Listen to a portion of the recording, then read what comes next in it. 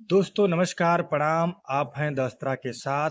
मैं अनिल कुमार यादव अपने YouTube channel पर आप सभी लोगों का स्वागत और अभिनंदन करता हूं। दोस्तों, बिहार में विधानसभा का चुनाव नजदीक है और यह चुनाव नवंबर में संपन्न होने हैं।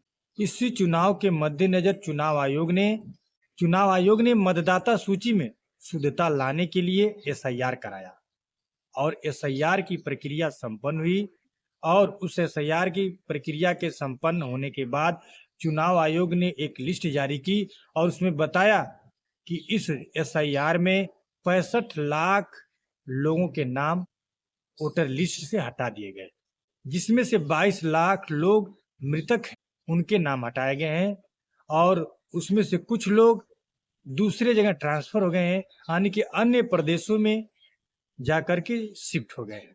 जब चुनाव आयोग ने पहला ड्राफ्ट आया और चुना मतदाता सूची की शुद्धता की बात की थी और वहीं किसी का डबल इपिक नंबर आ गया, तो किसी किसी मरे हुए का लिस्ट में नाम है और जो जिंदा है उसका लिस्ट में नाम कटा हुआ है। इस तरह की तमाम गड़बड़ियां देखने को मिली चुनाव आयोग के पहले ड्राफ्ट में ही। इसके बाद चुनाव आयोग की प्रक्रिया पर संशय होने लगा। वहीं विपक्षी पार्टियां चुनाव आयोग पर पूरी तरह से हमलावर हो गई और तमाम तरह के आरोप लगाने लगी कि यह बीजेपी के कार्यालय की तरह काम कर रहा है, यह चुनाव आयोग बिहार में वोट चोरी का काम कर रहा है, यह सत्ता के इशारे पे चल रहा है। इस तरह के तमाम आरोप चुनाव आयोग पर लगे और एसआईआर की जो उसकी प्रक्रिया हुई उसमें भी तमाम तरह की खामियां देखने को मिली।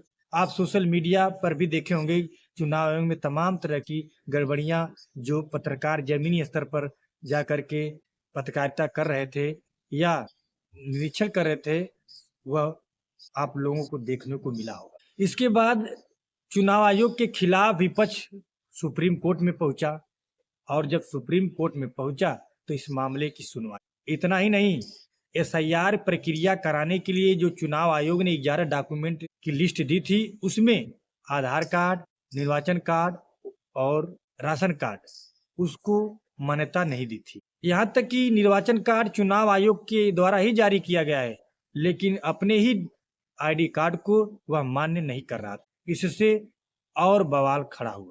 सबसे पहला बवाल चुनाव आयोग की जो एसआईआर कराने की टाइमिंग थी उसको लेकर के और एसआईआर के खिलाफ, चुनाव आयोग के खिलाफ विपक्षी पार्टियां सुप्रीम कोर्ट में पहुंची। तो सुप्रीम कोर्ट ने पहली सुनवाई में चुनाव आयोग को निर्देश दिए कि आप आधार कार्ड, निर्वाचन कार्ड और राशन कार्ड को मान्य करिए। उन तीनों डॉक्यूमेंट को आप अपनी 11 लिस्ट में शामिल करिए। लेकिन चुनाव आयोग सुप्रीम कोर्ट के इस निर्देश को नजरअंदाज कर देता है। अब यहाँ पर चुनाव आयोग मनमानी करना शुरू कर देता है, यह साफ दिख रहा। फिर इसकी अगली डेट पड़ी और जब अगली डेट पड़ी तब तक 1 अगस्त को चुनाव आयोग का पहला ड्राफ्ट आ गया, जिसमें 65 लाख लोगों के नाम काटे गए और जो जिंदा थे उनके नाम मृतकों की सूची में डाल करके उनके वोटर लिस्ट से नाम हटा दिए गए।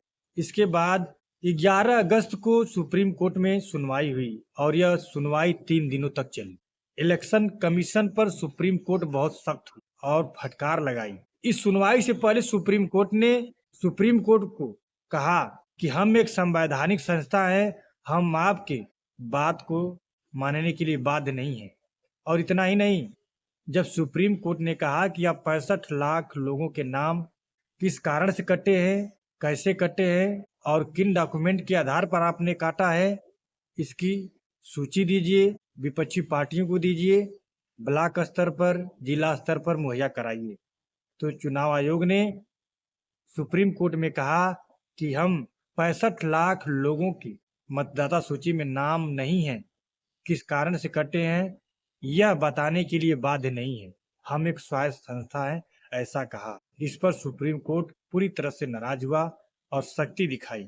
सुप्रीम कोर्ट के इस निर्णय के बाद अब चुनाव आयोग को 65 लाख लोगों की लिस्ट जारी करनी होगी और ब्लॉक स्तर पर बूथ लेवल तक देना होगा और बताना होगा कि किस कारण से मतदाता सूची से नाम हटाए गए। यानी कि सुप्रीम कोर्ट से इलेक्शन कमीशन को तगड़ा झटका लगा और उसका जो अहंकार था वह चूर हो गया।